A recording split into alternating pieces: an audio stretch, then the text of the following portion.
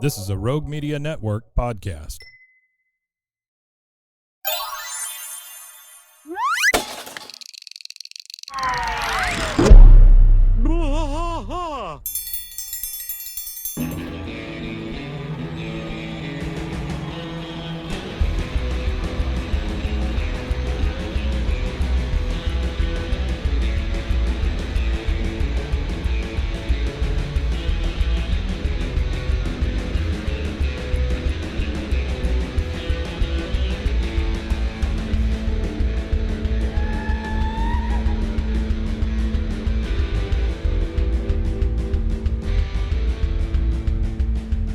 Bwaaa tracks fight all through the night, deep in the heart of Texas.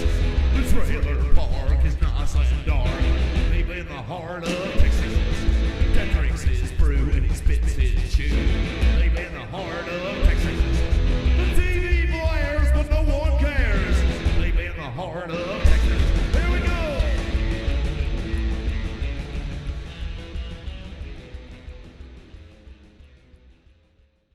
Hey, everybody. Welcome to Bwaaa, a King of the Hill podcast. I'm Mike. And I'm Rusty. Rusty, tomorrow's your birthday. Yeah, tomorrow is my birthday. Once this comes out, your birthday will have already passed. But happy birthday to you. 6:50 a.m., I think. 6:50 a.m. Yeah, That's very specific. The story goes, my dad was trying to make another pot of coffee, and I was almost born in a kitchen because my dad was like, "Oh, you can hold it in just a little Yeah, longer. sure. I'm just gonna make a quick pot of Sure. coffee." And my mom was like, "F the coffee. Either we leave now, or you're gonna be birthing your son right here in the right here in the kitchen. So Yeah. let's go." So Yeah. There And you which go. did he choose? he chose to hurry and run out the door. That's good. Yeah. They That's they didn't good. delay it much longer than that. That's awesome. Okay, so we are season 4, episode 12, Rodeo Days. Episode 12, Rodeo Days. Yeah. Good episode. Bobby-centric episode. Bobby-centric. Very little Boom, Dale, Bill, some Bill. Very little Peggy, Not which bad, is though. amazing. Not Yeah, bad, though. yeah. I mean, I 'Cause- love the voice actor, but Sure. I'm not a fan of Well, I mean, Peggy in the show at this point Peggy's where we're been at. kind of a star in the last few. So, all right. So we open this Well, sucker. yeah, this not only just the last few, but the beginning and end of Yeah, that's true. the end of last season and the beginning Yeah. of this season were all like surrounding her, and then like the first 4 episodes Yeah. were kind of Yeah. centric to her. Yeah, This a this lot of like shitty chunk Peggy. of season 4, you get a lot of Peggy. It seems like. So we started with No Bell, No Yell. No Yell. We got Bobby and Hank in a Strickland propane tank truck, and they're driving through the countryside, passing a lot of cows and things like that. As Texas, I mean, if you're driving in Oh, between yeah. any two major cities, there's at least an hour worth of nothing in between each one. Sure. Yeah, there's an hour worth of nothing. There are some cows, lots of flat land. Yeah. Not a lot to look at. Not much, especially if you get up west into the Uh-huh. Panhandle Yeah, West and stuff like Texas. west Ooh, boy. northwest area. Yeah, nothing, really nothing, Yeah. really desolate. That puts you to sleep. Yeah, I think it's- the only thing they have out there are 72-ounce steaks and Cadillacs stuck in the ground. Stuck in the ground. Yeah. So Bobby and Hank are in this truck. They're driving through the countryside. We see some cows on the side of the road. Bobby says, "This is nice country. Maybe I'll retire out here and tell them all to go to hell." Which I think is great. Yeah, that's a great And line. I That's love- a perfect way to start the episode too. I just love the fact that Hank doesn't even respond to that. He No. goes, "This may seem like an exotic getaway from the hustle and bustle of the alley, but if you lived out here for a month, you'd go crazy." Bobby says, "Cows seem happy." Hank says, "Well, that's because they're not being slaughtered. Talk to them again in 2 weeks." Yeah, just a really good start. That's a really good setup for the whole show. It's yeah. wonderful, yeah. They turn into an old house out there in the country, and they get out and they're going to deliver the propane. He looks, he says to Bobby, "The people out here are simple folk, but if you don't put on any airs and they, oh God," and he sees their propane tank has been painted up like a cow. Now, How do you think Hank feels about a propane? he doesn't like it. He doesn't like it? No. Is it not Americana enough for him? I think it's Americana. I think it's just they have sullied the good tank. Do you think know? he cares about? Do you think Hank is somebody who participates in like Americana? Do you think he because it's that whole thing where you've got the American flag windmill in your front yard and all that. That's a whole thing. Do you think he's that patriotic or that national? That's like hand in hand with the shabby chic stuff. I just don't think he cares. I don't think so. I think he's a guy that goes and gets like off-white paint and that's it. That's crazy for him. Is off-white. Crazy for him. That's eggshell. Sometimes. Eggshell, a little eggshell. Got a little sheen to it. So he's taken back when he sees that cow-painted propane tank, and Bobby says, "Is that a propane tank?" Hank just says, "Madness." He goes, "This is the essence of prop comedy. You take something boring and you make it fun." And then he walks over there and he's talking to the cow tank and he goes, "So is it premium and have you been regular?" And then he sticks his hand under it and says, "Cough for me." He's funny, yeah. It's a great joke. Bobby's good, it's a good joke. Hank just kind of shakes his head. One of the guys, he wants to laugh. I don't care what Hank knows. He's funny. Hank knows that's funny. I think Hank at some point is just like, man, where did this kid get this? Because this ain't me. I think he's scared to laugh. I think he is too. I think he's like terrified. Mm-hmm. Yeah, terrified of humor. So over on the side, we see a young guy in a cowboy hat. He's practicing roping a calf. And then Roy comes up, who's the customer there. He goes, "How's it going, Hank?" He says, "Well, howdy, Roy. Your boy's pretty handy with a rope." Roy says, "Yeah, he's shaping up for the rodeo next week." "That's your boy?" And they look over at Bobby, and he's still talking to the cow propane tank. And he goes, "Truth is, if you're under 40, you don't need this test." He's just riffing with nobody watching. Yeah, nobody's paying attention. He's just riffing on the cow tank. Great jokes. Yeah. I'm sorry, it's early. I'm drinking coffee. Now we're at the Hill House. Hill House at night. They're all at dinner. This is Hank and Peggy and Bobby and Luann sitting around. And Bobby is saying, "It was like me and the tank were playing off each other. We had a tough crowd, but I finally got a smile out of that Roy guy. I was in the zone. Hey, Dad, could we paint your grill like a monkey?" Is this the early foundation of the Propaniacs? Is that what we're seeing? Or we're seeing like the precursor? Like this might be the episode that you could consider the birth episode of the whole idea of the Propaniacs. Yeah. Prop comedy surrounding propane. Oh yeah, absolutely. Hank says, "Bobby, you know how you used to dress up like a cowboy? Well, now you can do it for real. The rodeo's coming to town." He doesn't even respond to the fact that he wants to paint his grill like a monkey. No. He's just like, "All right, let's redirect this. Kid, you need to do something." He says, "Rodeo's coming to town." Luann says, "The rodeo's cruel to animals. In nature, the bull lives peacefully with the giraffe." "No, it doesn't, Luann. They don't even live. Not a thing. They don't even live in the same biosphere." Peggy says, "It is brutal. My uncle was a cowboy in the rodeo. He had to leave Vietnam because he was waking up with rodeo nightmares." Oh, that's another thing. That's a great joke, though. I mean, yeah, that is a great joke. But Dale's dad's a rodeo guy too. Yeah. He's a gay rodeo clown. A gay rodeo clown. Is he a clown or is he a? No. He rides. No, I think he is No, I think he is a clown. Yeah, I think he's a rodeo clown. Yeah, I think so too. Yeah. Hank says it's just a kid's calf scramble. It's fun. The animals are running around without any plays or game plans or anything. Kind of like Barry Switzer was coaching them. So Barry Switzer, poor guy. He was the guy from Oklahoma that took over coaching the Cowboys after Jimmy Johnson left.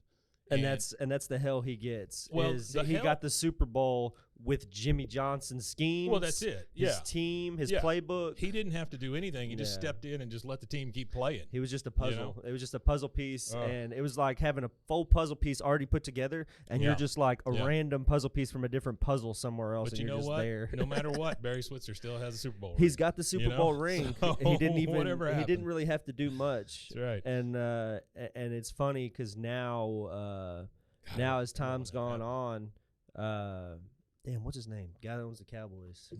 Jerry Jones. Now that time has gone on, he admits that he wrongfully switched coaches out. Drunk. He should have left Jimmy Johnson. They got pissed off at each other, and he just fired him. Well, because they were friends too. Yeah, they were big friends. They were buddies from going like way college back. and stuff like that. Yeah. And I think that's funny though, is that he now admits that he would have had, he could have had a really good dynastic run. I think he could have had a couple more Super Bowls. Two more, probably at least. Yeah, at least that's what two I'm saying. more, back to back. Well, he would have had the one that Switzer Switzer coached, and then he probably could have had one could have more. got the next one. Yeah, and that would have been 5 super. I mean, and that was back 4 before Super there Bowls. was like a lot of arguments about like pay. Like guys Oh, were sure. really like there Yeah. wasn't a lot of like confrontation about pay at that time because not a whole heck of a because lot. because pay had increased. Mhm. Like everybody was like satisfied at that time with pay in that like Yeah. that early 90s, mid 90s era. I was not. I've never been a big fan of the Cowboys because growing up, my parents and everybody around me loved the Cowboys, so I was an Oilers fan. Just to say, stick it to Yeah, them. yeah, yeah. And then I never got any satisfaction out of that. But no, not at all. but Troy Aikman was a hell of a quarterback. So are you a Tennessee Titans fan now? I am a Tennessee Titans fan. So you followed because you were a part of the because- Houston Oilers at the beginning, so Yeah. you followed Yeah. them to Tennessee. and it's because I Yeah. hate myself. So Okay. that's part of it too. I don't know, Yeah. Tennessee's. Yeah. Okay. Every year They've got every good year it's pieces. something. They They've do always have got a good pieces. piece. They do have Yeah. good pieces. I get excited at the beginning of every year, and they let me down at the end of every year. Well, I'm a Houston So- Texans fan. Yeah. So Oh, yeah, if you you're were in talking trouble. about disappointment, Yeah, you're in big trouble. I've Yeah. been disappointed since 2005.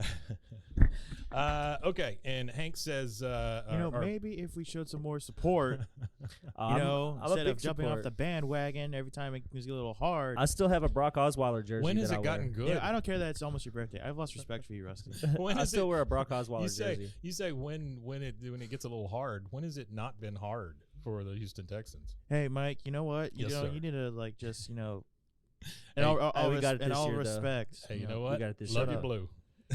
We got it this year though. We got a playoff team. That's what Oh, the Cowboys please. always say, and it's never their year. Yeah. Yeah. I'm sorry. I'm done and I'm being okay with petty. that. So he says it's like Barry Switzer was coaching him. Bobby says I like the part where I'm running around with veal, which that's a dark joke, Bobby. That is pretty dark. Hank says, and you'd be performing in front of crowds, Bobby. You know, a lot of Cowboys become entertainers. Gene Autry, Roy Rogers. Bobby pops up and says, Roy Rogers makes a good burger. Now, I want to make a point here.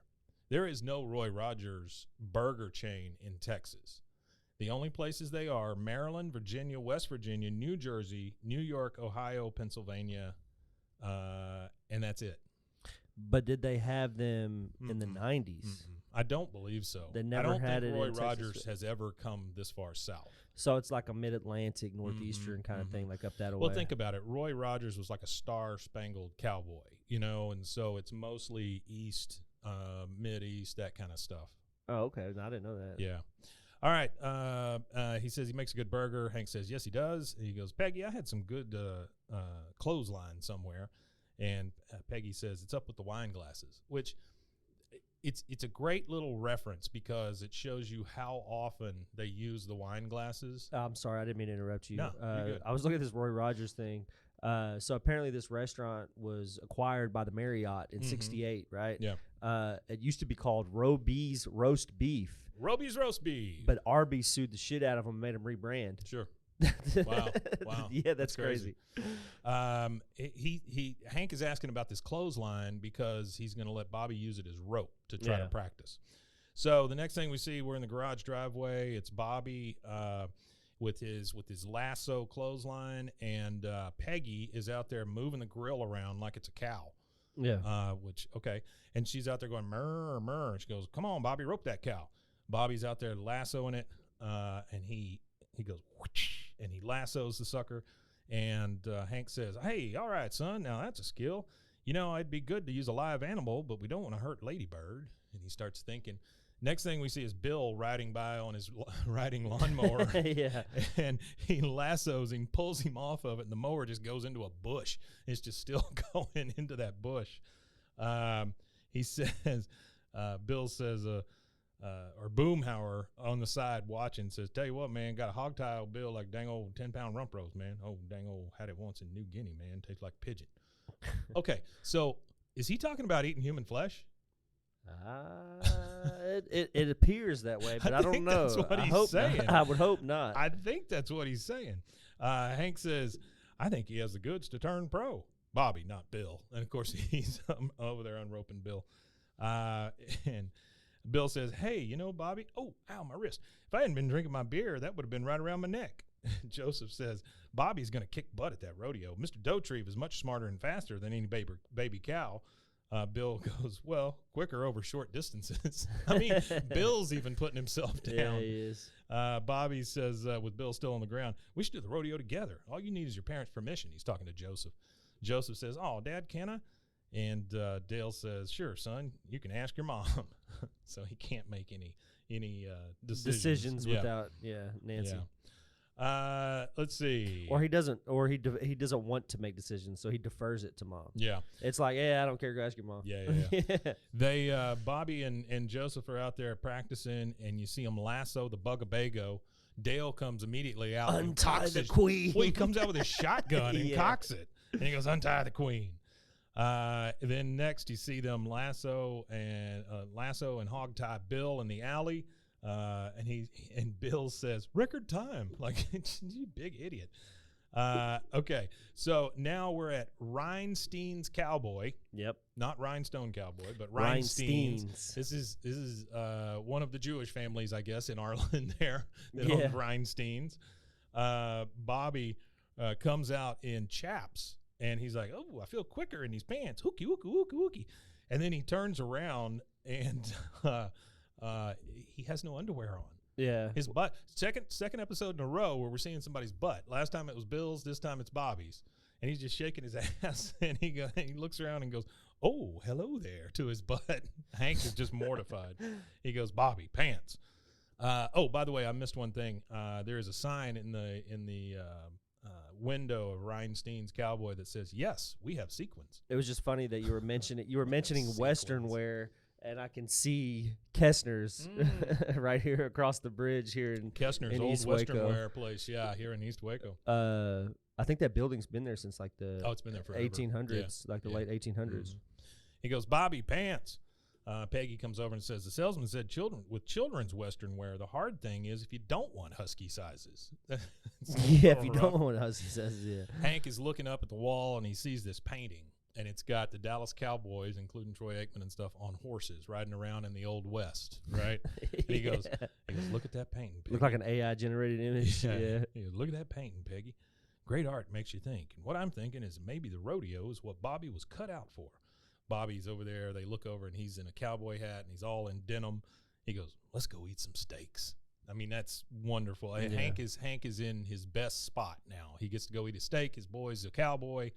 He's feeling pretty damn good. Now we're at the Heimlich County Rodeo, and they're walking up to registration, and Bobby sees the guy at the registration booth, and he says, hey, how'd you get that belt buckle? I want a belt buckle. The guy says, well, I won it in bull riding in Tucson. He says, wow, how'd she get that belt buckle? And he points over to a girl in hot pants with a big belt buckle with a couple of cowboys around. He goes, oh, that's a buckle bunny.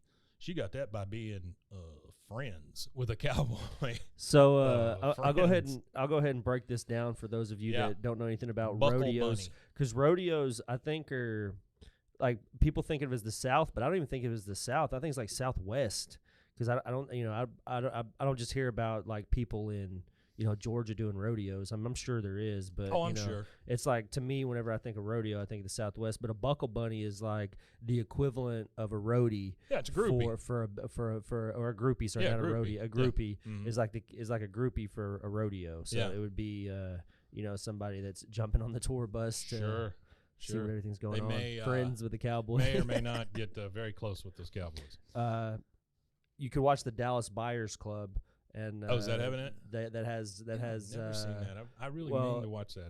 It's about AIDS. Yeah. And rodeo and everything around it. But that's what it is he gets AIDS from a buckle bunny. I like Matthew McConaughey. Yeah, I think he gets the sexually transmitted disease from having sex with buckle bunnies. Yeah. And that's the whole thing about it is at that time everybody associated it with being a gay disease, like only gay people can have AIDS. Sure. So he was a rodeo guy that had AIDS, and now everybody was saying, oh, you must be gay because you have AIDS, and he had to go through that whole thing in the movie or whatever. And what it was is the AIDS medication, all the experimental stuff that was being used in Europe couldn't be used in the United States because it wasn't FDA approved. Sure. So they started a club. So you paid a subscription to be a part of the club, and all the experimental drugs, because you legally could have them, you just couldn't distribute them. You could use them and do whatever you wanted for yourself, but you just couldn't distribute them or sell them. So they would give them away, but you would just subscribe to the club. Yeah, and that's why it's called Dallas Buyers Club. Wow, I did not know that. And so he goes, yeah, she got that by being friends with a cowboy. Bobby says, hey, even if I don't win, I can be a buckle bunny. He says that to Hank. Yeah. Hank says, just give him the forms. Now the PA announcer is announcing while everybody walks into the rodeo, into the stands. It's Hank, Bobby, Peggy, Joseph, Nancy, Redcorn, and Dale. So it's a double date. The PA guy says, now, if our young cowpokes are ready, it's time for a calf scramble. 20 calves, 20 boys, one to a customer, please. First boy to hog tie his calf wins a $50 savings bond, courtesy of Atherton Fuel, selling the heat with warmth. Did you ever do calf scrambles? No. You never participated in one? No, I did not. I did one time. No mutton busting. No I was calf probably scrambles. like 10 or 11, and it was a calf scramble, and my sister was probably like 4 or so, and me and her had went in. Cow made a beeline for me for whatever reason. I scaled the like 12-foot fence. I just like flew over it and left my little sister chasing this cow with all these other kids. No. My dad was pissed. He was so mad at me. bet He was he so was. mad. Yeah, he was Yeah. pissed. So they say selling the heat with the warmth. And these cowgirls ride by on their horses with Atherton flags. Hank just looks at it and goes, that's a lie. Yeah. So Dale says, all right, Joseph, tie him tight, then quick and clean across the throat. He's got a big Bowie knife. He's giving Yeah, it big old to Bowie Joseph. He goes, he'll never feel a thing. Hank says, Dale, I think you just tie him up. There's no killing involved. Dale puts the knife up and goes, we need to pick up something for dinner on the way home. He was planning on killing a cow or a calf and then taking it home to eat it. And cooking it. Yeah. Hank says, son, you're going to be up against the farm boys, but we fed you like a farm boy, so go get them. All the boys go out. The calves get let out. The PA announcer says, all right, if our young bucks are ready, our young bulls are too. It's going to get crazy out there. Every cow for himself. Don't tie up anything with 2 legs and then go. And then the whole thing starts happening, right? All the kids start running out. Bobby comes out of a dust cloud. He's the last one to run out. And all of them are roping their calves. Bobby finally gets his, and Hank says, that's it, Bobby. Yeah, tie them up. Peggy says, rope them, tie them, grind them, fry them, take them home, and mincemeat pie them. Okay, Whatever that Peggy, means, yeah. Whatever the hell you're saying. And then Bobby is trying to tip over the calf once he's got it, and he goes, and down you go. Go down. Hey, Joseph, how do you? And he looks over, and Joseph is done. And he goes, time. And then Dale from the stands, Wingo, Joseph, another momentous day for the family gribble. Bobby says, you're going down, sister. And he's talking to the calf. And then the calf literally starts dragging Bobby across the dirt. Yeah. Bobby's just yelling. Hank says, yeah, that's it, Bobby. Tire him out. Hank gives Bobby every chance. He really does. He does. He gives him You know? plenty of chances. Yeah. He gives him every chance. Everybody's laughing. Bobby's like, oh, it's not funny. And then these rodeo clowns say, hey, mister, where's the fire? I said, where's the fire? Fire. And then another one comes out, and they're just, woo-hoo-hoo. They're running around. And then you hear the PA announcer say, ladies and gentlemen, Zip Twilly and Chet Howley, our rodeo clowns. Bobby looks at them and goes, ooh, rodeo clowns. Yeah, I mean, he loves it. It's yeah. like he's found his calling. He goes, oh, my God. And then we see the 2 rodeo clowns dump a bucket of water into the crowd, and, of course, it hits Hank, and Hank is drenched. Drenched, absolutely drenched. And that is the first commercial break, and we will be right back. Well, let me tell you, Rusty, eating healthy used to be a struggle for me, but that was before I discovered the BlendJet 2 portable blender. The BlendJet 2. Now when fast food temptation strikes, I just blend up a delicious and nutritious protein shaker smoothie. You know, they gave us a whole bunch of those little packages that came with the blender. Yeah. And there's some really good flavors in there. I mean, there's some like that matcha thing. The green matcha? Yeah. Those are pretty damn good. BlendJet 2 is portable, so you can blend up smoothies at work, a protein shake at the gym, or even a margarita on the beach. It's small enough to fit in a cup holder, but powerful enough to blast through ingredients like ice and frozen fruit with ease. Maybe a human thumb. Don't put your thumb in it. BlendJet 2 is whisper quiet, so you can make your morning smoothie without waking up the whole house. Lasts for 15 plus blends and recharges quickly via USB-C, which has saved us all. There's nothing worse than turning that USB thing over and over and over and over, and then finally finding how it plugs in, you know? Oh, yeah. I don't like that USB-C either. saved us- Yes. saved us all. USB-C saved us all. Best of all, BlendJet 2 cleans itself.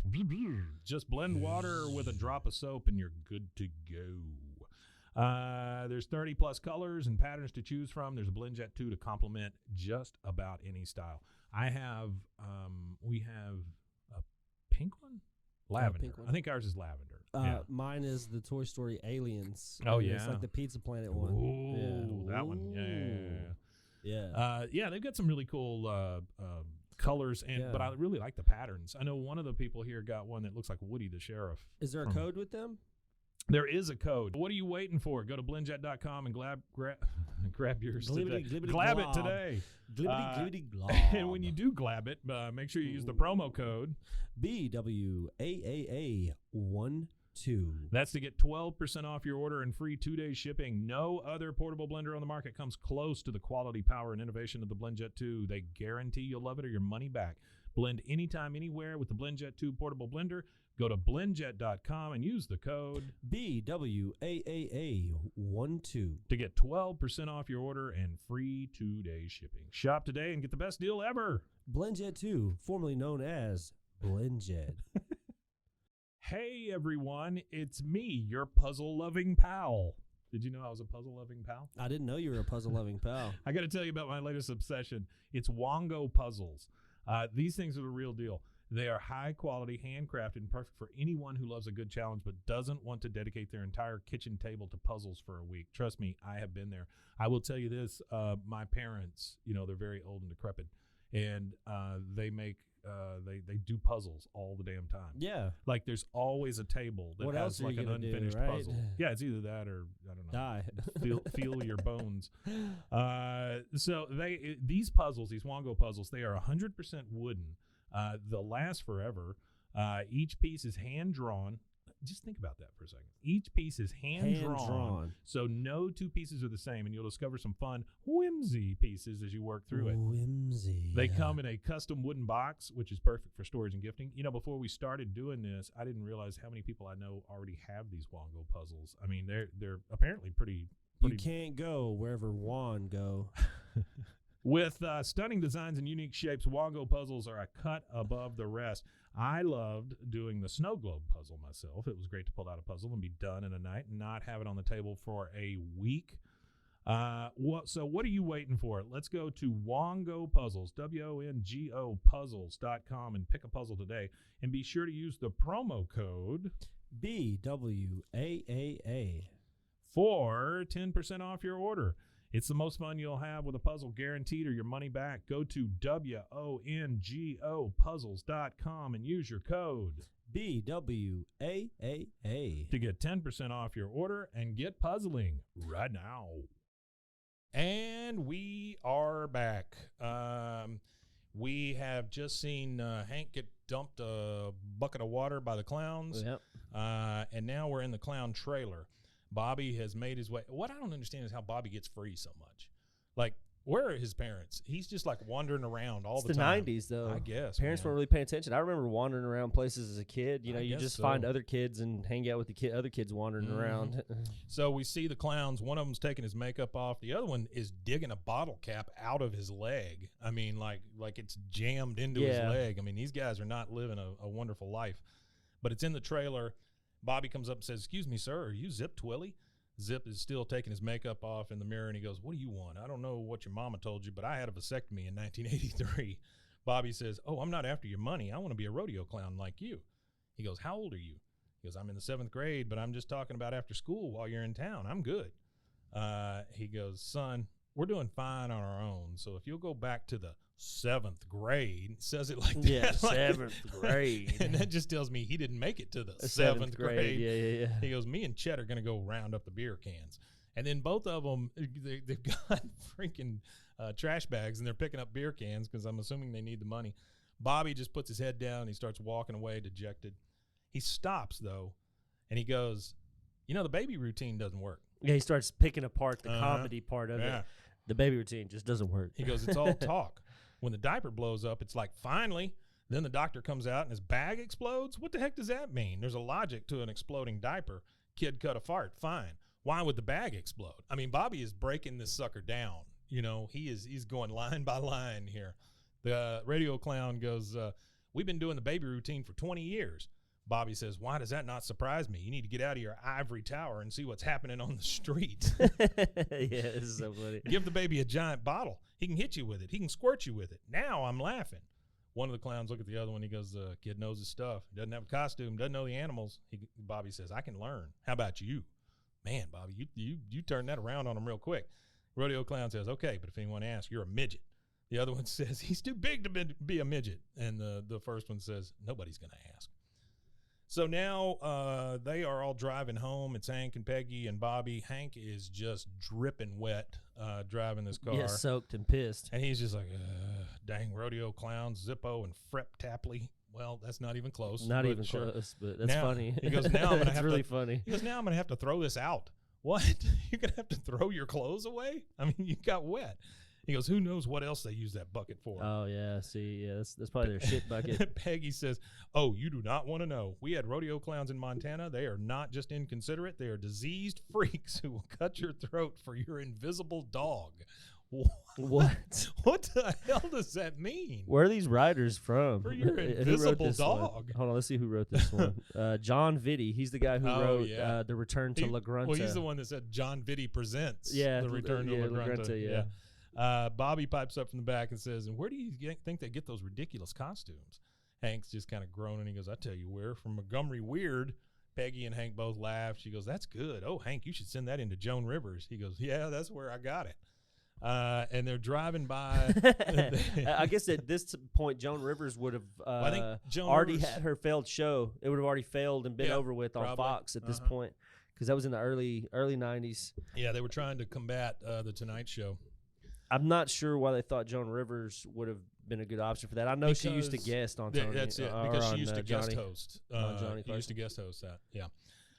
And so honestly, it's probably the worst guest host, but she was one of the. Yeah, she's a little rough. She was on there the most though, wasn't she? She's funny though. She was like one of the top 3 guests of like, yeah. like how many times he had her on the show. Yeah, he loved her. Yeah, he did love her. Her, Letterman, a couple other people were guest hosts a lot. I think Leno for sure. That's how he got the gig, was Leno doing guest hosting. Maybe so. Anyway, because that's what it was, is they had seen the ratings for Leno, and the reason why they didn't want to move Letterman from the spot is because he was getting good ratings there. So they're like, well, if we can control this whole time slot on TV, and Letterman didn't see it that way, he wanted the slot that Leno got. Leno was funny at one point. I don't know what point that was. I really like his car stuff. I watch his car YouTube channel a lot. When he used to come on Letterman and do those headlines and all that stuff, that was funny. Oh, he when was they a were funny comedian, friends, then he was a stand-up comedian. Yeah, he is. I mean, he's good. If you like, yeah, he was good then. Humor. But then he got the Tonight Show and he got really tamed down. So they're driving home and they drive by Bill. He's out hanging his laundry, and Bobby's eyes go straight to the red and white striped boxers that are on the line. Yeah. The next thing we see is kind of a little montage of Bobby sneaking around the house. He's gotten the boxers off the line. He looks in the side table and gets Hank's old glasses.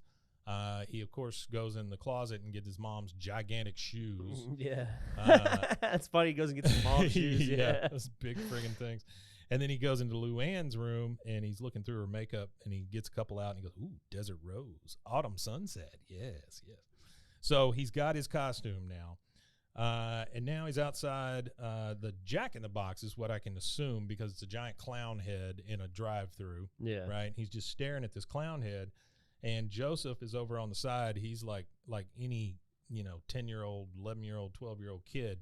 He's balancing on the wall behind the thing. Yeah. And he goes, Bobby says, which is funnier, a happy clown or a sad clown? Joseph says, 6 of 1.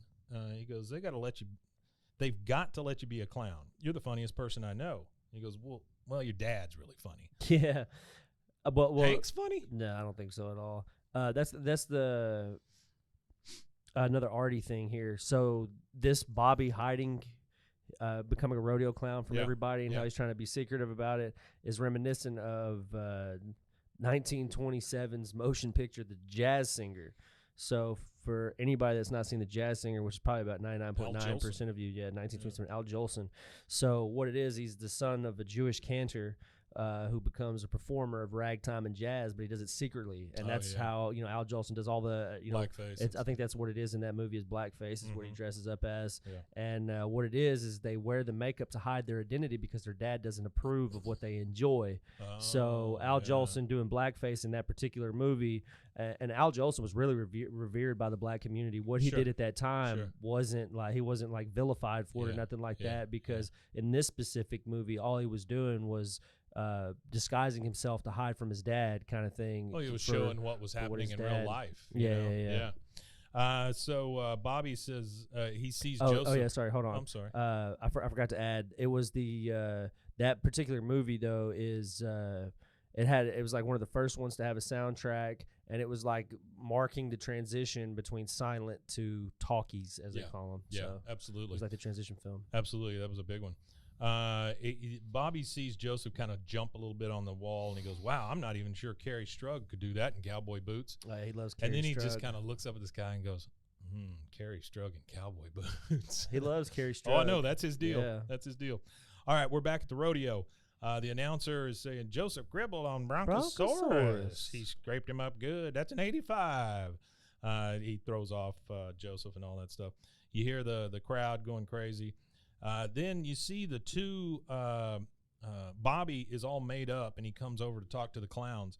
And one of the clowns says, those boxers hadn't been made in 20 years. Where'd you get them? Bobby says, wouldn't you like to know? The clown says, all right, you got the look, but let's see you get a horse to notice you. He goes, this guy's going down. And then we see a guy getting onto a very mean horse. The PA announcer goes, and now back to the adults. Give all your encouragement to Klay Henry because he's riding Mr. Dead. A horse is a hearse, of course, of course. So, you know the song, Mr. Ed? I actually loved that show, and I had a guest on my other podcast whose horse was her manager had approached her to put her horse in the ring for a Mr. Ed reboot. Really? Pinky Davis, actually. Oh, yeah. So instead of Mr. Ed, it's Mr. Dead. Mr. Dead. And instead of a horse is a horse, of course. It's a horse is a hearse, of course. Yep. Just really top-notch humor. Anyway, the cowboy ends up getting thrown off. The Bobby looks at the clowns. The clowns go, all right, be my guest, because he's going to go out there and prove himself. Bobby runs out there and goes, yoo-hoo, aloha, aloha, you, and he's like shaking his butt at the horse and all that stuff. But you see the horse just doesn't care. He keeps trampling on the poor cowboy over there. Yeah, just beating him up. Yeah. And then finally the clowns say, all right, and then they just go out and they take action and take care of it. Next, we're in the alley, and the guys are there, and Bobby is he's let down because he wasn't able to keep the horse from doing what he's supposed to. Bobby comes by walking Ladybird on a leash, and Hank says, hey, there's Ben Cartwright. When's your next calf scramble? You know who Ben Cartwright is? Bonanza. Oh, Bonanza. TV show Bonanza, yeah. And then Bobby says, they keep shifting things around to keep us on our toes. Hank says, well, when you find out, I'll put in for the Strickland luxury box. You got a luxury box at the rodeo? At the rodeo. Yeah. He goes, Hector's got the afternoons reserved, but if I send him to McManerberry in the old truck, what's he going to do about it?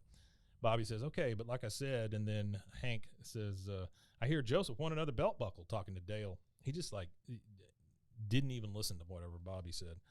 Dale says, you mean this? And he's got the buckle on. He goes, anybody want to wrestle me for it? I have Joseph's strength now. Like that belt buckle gives him his kid's strength. Hank says, I tell you what, this rodeo's worked out pretty good for both our sons. I haven't heard the words prop comic since Bobby picked up a rope, and it keeps him away from the Vidya games. Vidya, not video. Vidya games. He was playing this Tomb Raider game where he was a girl. That is not what Hank's about. Nope. Now that game was actually released in November 14th of 1996. There you go. Yeah, there you go. Yeah, there was like 40 of them. Like there was a ton of those Tomb Raider games. They're still making them. Yeah. Oh, are they? Yeah, they still make them. I don't think there's been one made in a few years. It's all VR. That's probably the next one. Tomb Raider VR. I bet you there probably is. Yeah. So now we're. Yeah, it was actually Tomb Raider was my first experience with animated breasts. The PS1 octagonal missiles. Missiles. Yeah. Look like Madonna. Yeah.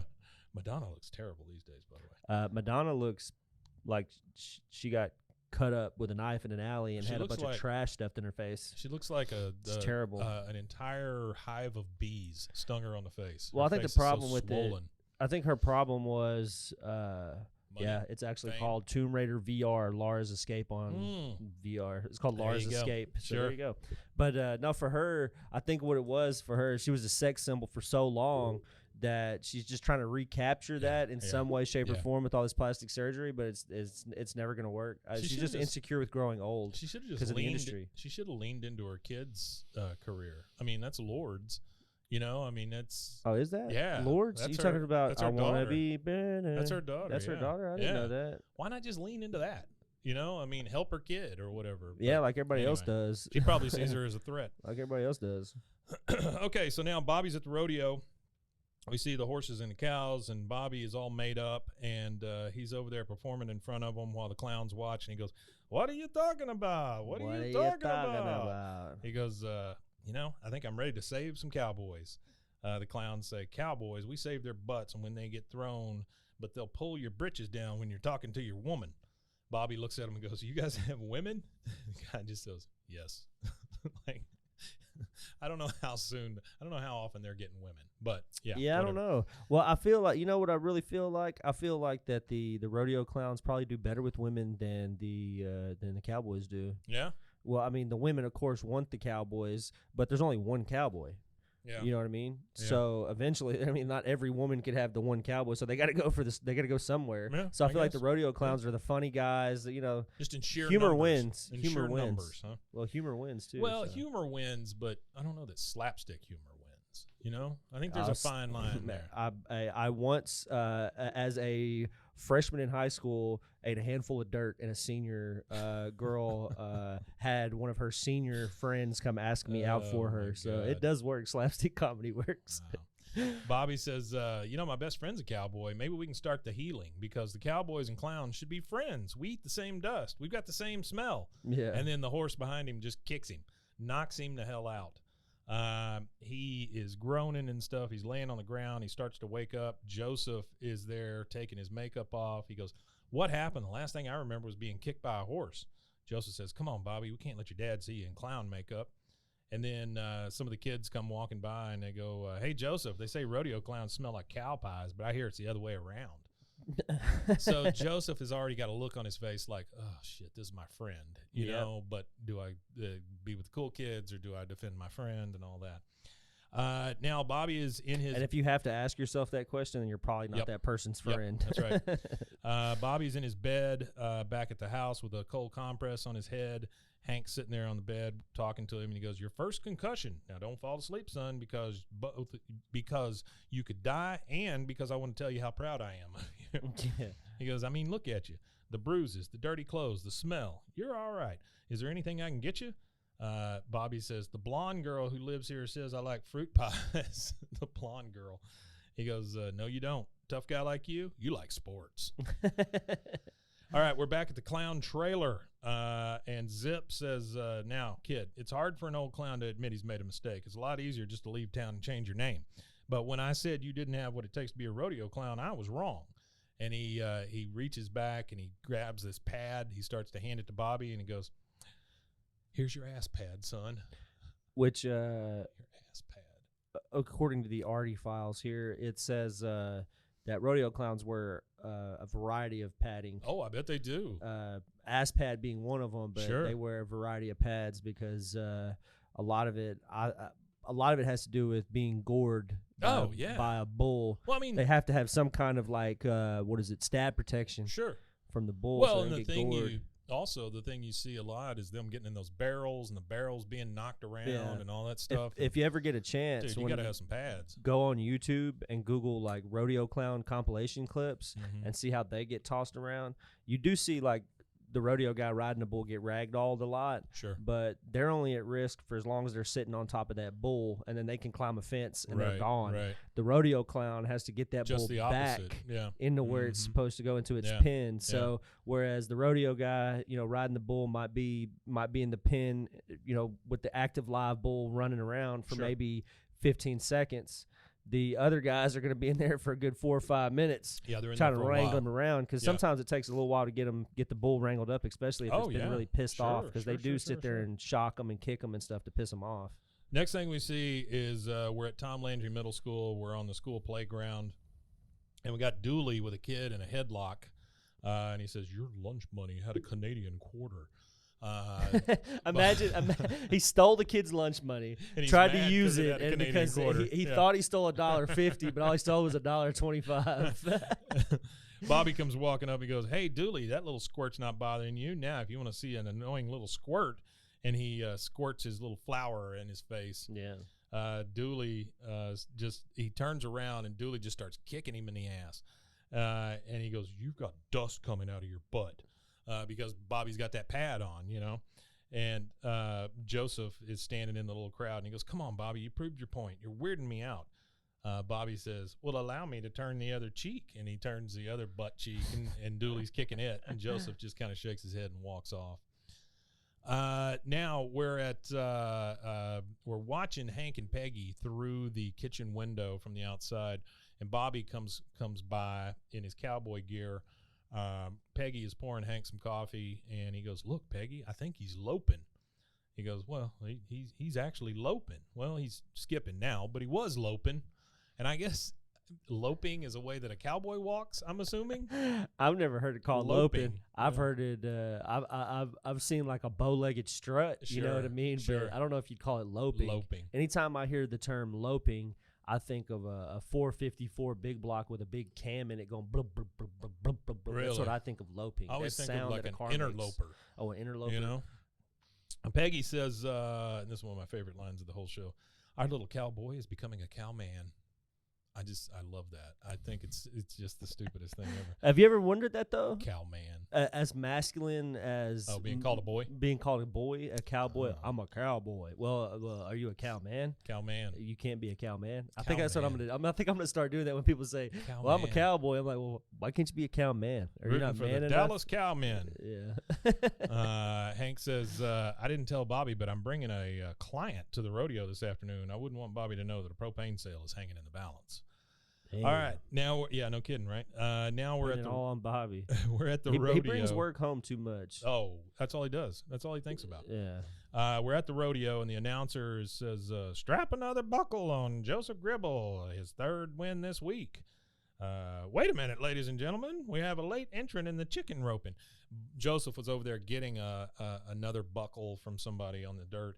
And then out comes Bobby on a fake little horse, and he's got his rope, and he's trying to lasso a chicken that he's chasing around in the ring.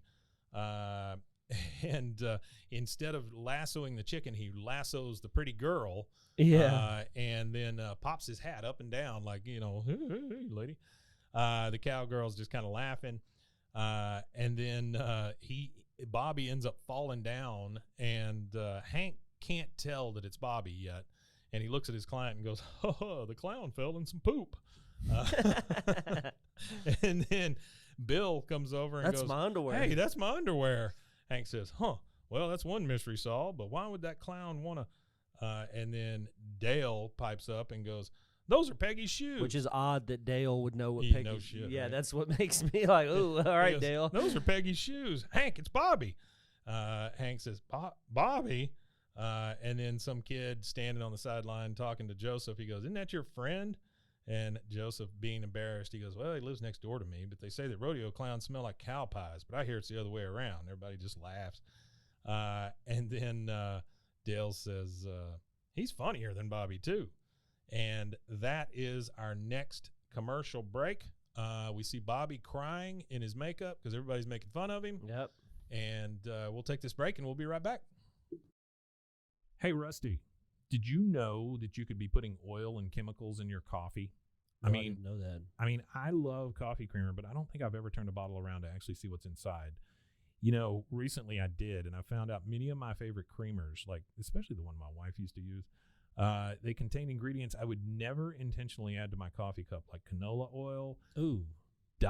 potassium phosphate, whatever Sounds that is. terrible. Artificial flavors. I can't take artificial flavors a lot of the time. Yeah, you know, I'm A lot good of on them any just taste- flavoring. They taste I gross. don't like flavors in my coffee. I like the earth and flavor of coffee. I mean, I love coffee. Don't get me wrong. I do love it. I just I don't like all that crap in my coffee, right? Yeah, no, who does that? So let me tell you about Laird Superfoods then. They have better ingredients, amazing taste, and functional benefits. Laird Superfood creamers are crafted from the highest quality, all-natural, real food ingredients. All Laird products are sustainably sourced and thoroughly tested to ensure that you're incorporating the cleanest, finest fuel into your routine. Now, they're all natural. They've got whole food ingredients. They contain naturally occurring MCTs from coconut oil. And everybody tells you coconut oil is good for you. Mm-hmm. There's no artificial flavors, no colors, no additives, no sugar from highly refined corn syrup. So that's a big deal right there. If you take one thing you do every day and make it better, Laird developed his creamer himself to stay powered for a day on the waves. He was a big wave surfer, Laird Hamilton was, and he needed a morning fuel that could allow him to spend the entire day chasing the ultimate wave. So he made this creamer, and it is it's crazy, crazy good. Laird sources high-quality plant-based ingredients globally and puts an emphasis on U.S. sources whenever possible. They aim to source responsibly and sustainably and believe that the foods you consume should be as good for the earth as they are for you. They have honest and transparent products and labels. If you try it, you won't go back. They have functional superfood creamers, instant lattes, and prebiotic greens. They have a variety of snacks and supplements full of wholesome plant-based ingredients to keep you charged for wherever life takes you. So to get a deal on Laird Superfoods, I need you to go to zen.ai, BWAAA, King of the Hill. So that's zen.ai/BWAAA, King of the Hill. And your offer code there is BWAAA. So Laird Superfoods makes a better creamer that keeps you powered all day, and it's better for you, the earth, and your coffee. What do you say, Rusty? You want to go get some coffee? Coffee. Hey, Rusty, Yeah. did you know that dehydration is the leading cause of daytime fatigue? Oh, no. I don't know about you, but like 2:30, 3 o'clock, I just hit a wall almost every day. I was shocked to learn that even mild dehydration can cause headaches, muscle weakness, brain fog, but luckily there's a cure. Oh, there is? Actually, I should have said there's a solution. It's called Cure. Cure Hydration. The Cure Hydration is an oral rehydration solution, or ORS, that contains the perfect balance of electrolytes. You know how important that is because plants crave it. Super important. And glucose to help your body absorb water and rehydrate quickly. The formula is made with all natural ingredients like coconut water, powder, and pink Himalayan salt. Whoopee. And it is free from artificial flavors, sweeteners, and preservatives. Cure Hydration is vegan, gluten-free, and non-GMO. That makes it a great option for anyone with dietary restrictions and preferences. The packets that they give you, they're convenient, they're easy to use. You just mix them with water and drink. They're perfect for on-the-go, travel, or anytime you need quick hydration. Hydration is more than just drinking water, Rusty. It is, that's what Lauren Picasso, a lifelong endurance athlete, discovered as she struggled to stay hydrated no matter how much water she drank. I've known people like that. My wife drinks so much water, it's crazy.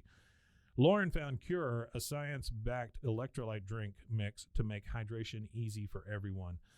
Cure believes that hydration should be simple and effective, but also clean and natural. That's why they only use the highest ingredients and quality plant-based stuff to avoid any artificial or harmful additives.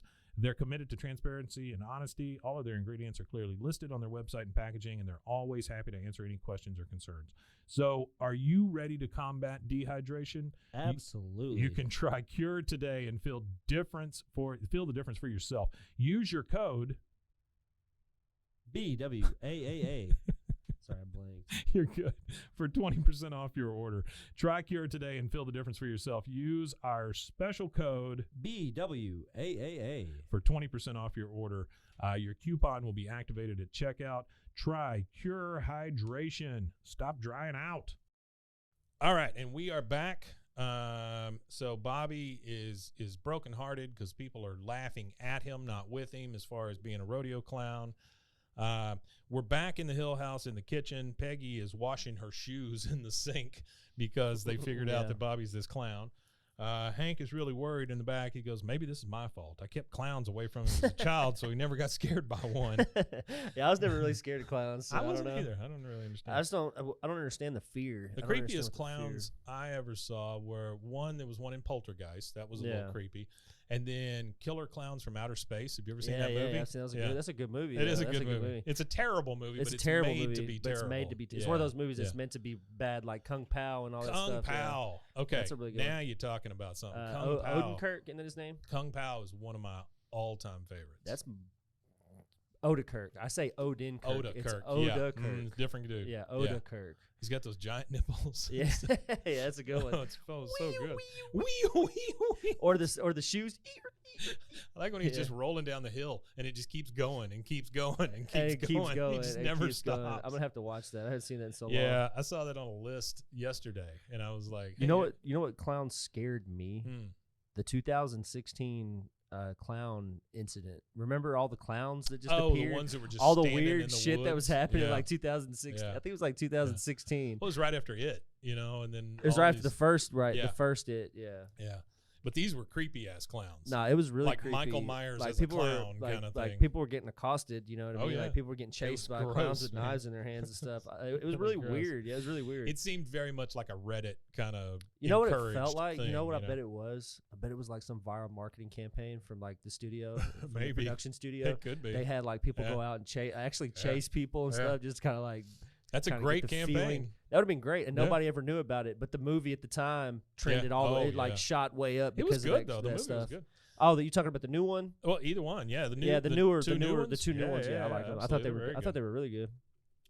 Anyway, he says he thinks it's his fault, and Peggy says, "Do not be so hard on yourself. It is not your fault." And then she starts crying. She goes, "It's all my fault. My uncle wasn't a cowboy, Hank. He was a dirty, drunken rodeo clown."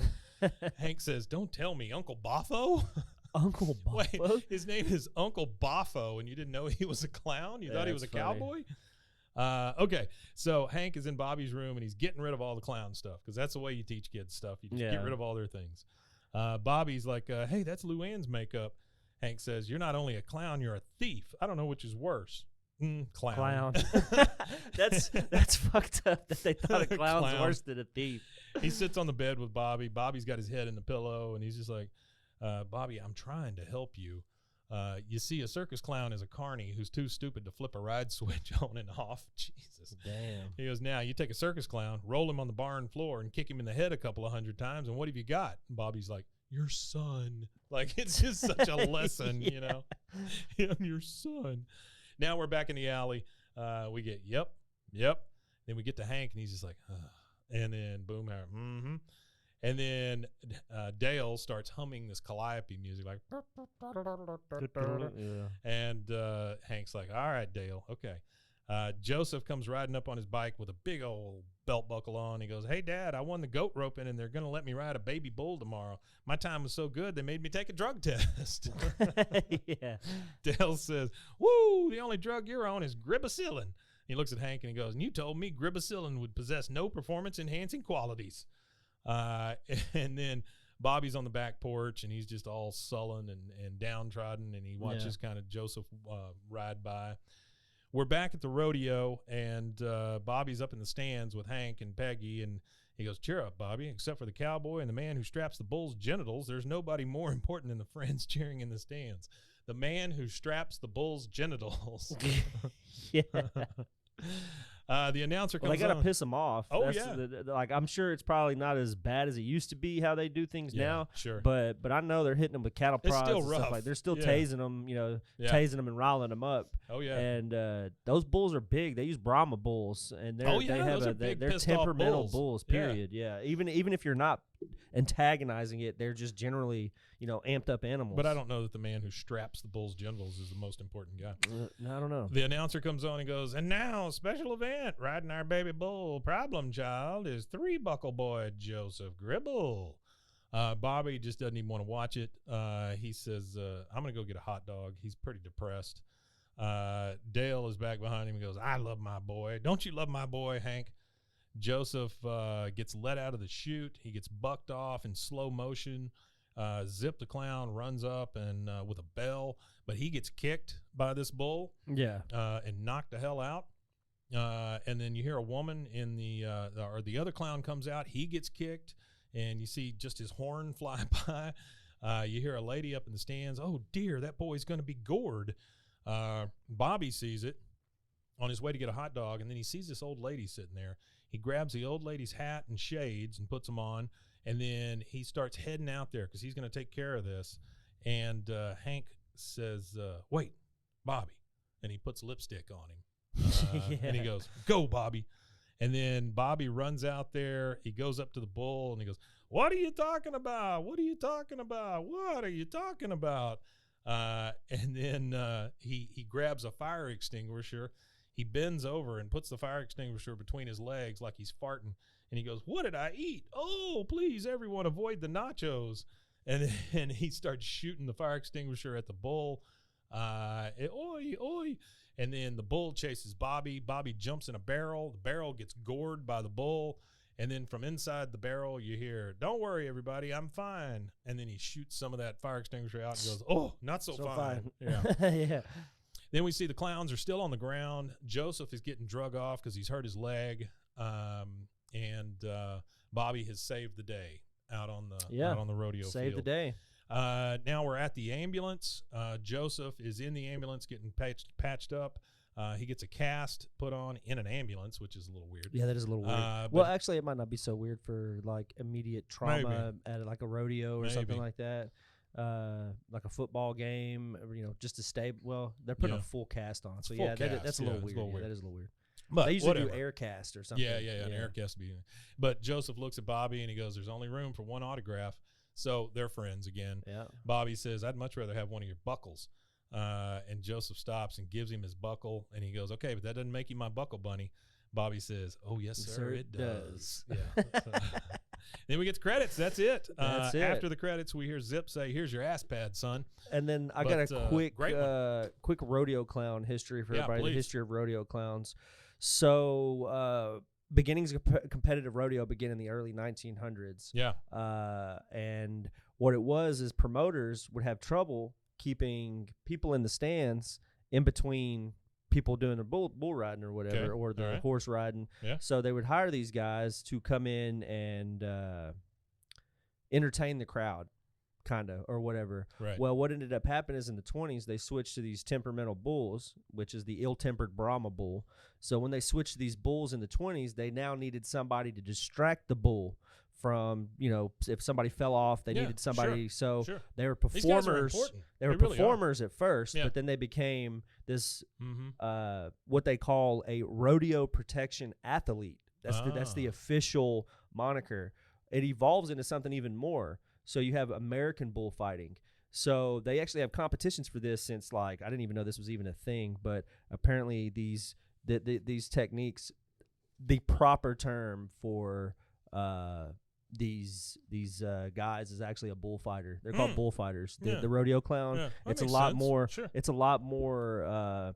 And that's the whole point of this episode. Soccer or football. Yeah, and that's the whole point of this episode. It's like a tongue-in-cheek rodeo clown, ha. Yeah. When they actually in the rodeo world, they're probably more revered within the industry. Yeah. They're probably more revered than the guys who are actually on the bulls, They because serve a huge purpose. Without them guys, if you get hurt, you got this 1,000-pound bull running around in this pen. You ain't got nobody to get him away from you. Yeah. You're his target. Yeah. And they will just toss. If you just left a bull with that guy, when they start tossing them, that bull will stop until it's tired. Oh, absolutely. It won't. It'll just continue to toss you and beat you up until it is done. Sure. And when it's done, you're dead. Done. You're dead by the time it's done. Yeah. So they're like super, super important. And I think it's really cool how long they've actually been around. Like I said, it's been since the 20s that they've been doing this, and this whole culture of keeping these guys safe. So the barrel thing didn't come in until like the 30s. There was this rodeo clown. His name was Jazzbo Fulkerson. So if that fits the weird names, like the Zippo guy or whatever. So this guy, and then there was another one called Wick Peth. So that's another weird name. Wow. Earl Bascom was another guy. But they were all, Wick Path. all rodeo clowns. Yeah. In 95, Earl W. Bascom was honored as the oldest living rodeo clown in the world at 89 years old. But Australia, too, had a huge rodeo scene at the same time. They get the hell beat out of them. I didn't know that Australia. So the same time that America was establishing their rodeo scene, Australia was having a rodeo scene, too. Australia, since there were a lot of convicts sent to Australia. You know what I mean? Like yeah, and prison rodeos and things like that. That makes a lot of sense. Yeah, for sure. So it's now they have a whole sport of their own called freestyle bullfighting. So it's different than the Spanish bullfighting, because Spanish bullfighting is a lot of it is Spanish bullfighting is more presentation, killing. Yeah. They actually kill the animal. Yeah. But in this one, they don't kill, and they actually get points for like how they maneuver. Yeah. So like they do a spin. Yeah, sure. A spin and a flip. Yeah. And, That's 10 cool. points for spinning out the way. Whatever it is. I'd watch that. I think I'm gonna look it up when I get done. That'd I'm gonna be go cool. check out some stuff on YouTube. But there you go, guys. That is our rodeo clown history. Episode. And if you really want to know a great rodeo clown, a great barrelman, his name is Flint Rasmussen. Flint Rasmussen. I just thought it was a great That's name. a wonderful lot names. of great names. I love these names. He lives in Billings, Montana. All right, Yeah. Flint. Well, guys, thank you again for joining us. We appreciate it as always. Can't thank you guys enough for helping support us. Jordan, you're represented here by your Squishmallow. The Squishmallow. And you want to tell them where they can find us? You can find us at bwaaakoth.com, or you can find us at Rogue Media Network /bwaaakoth. You can also find us on patreon.com if you want to go support us. We have a $3 tier, and then we have some other tiers. We are working on it. We're getting content ready for that to get that up there for you also. We will have content, I promise. But anyway, thank you so much, guys, for joining us, and we will see you on Friday for That Ain't Right. Wimatanye. Wimatanye, indeed.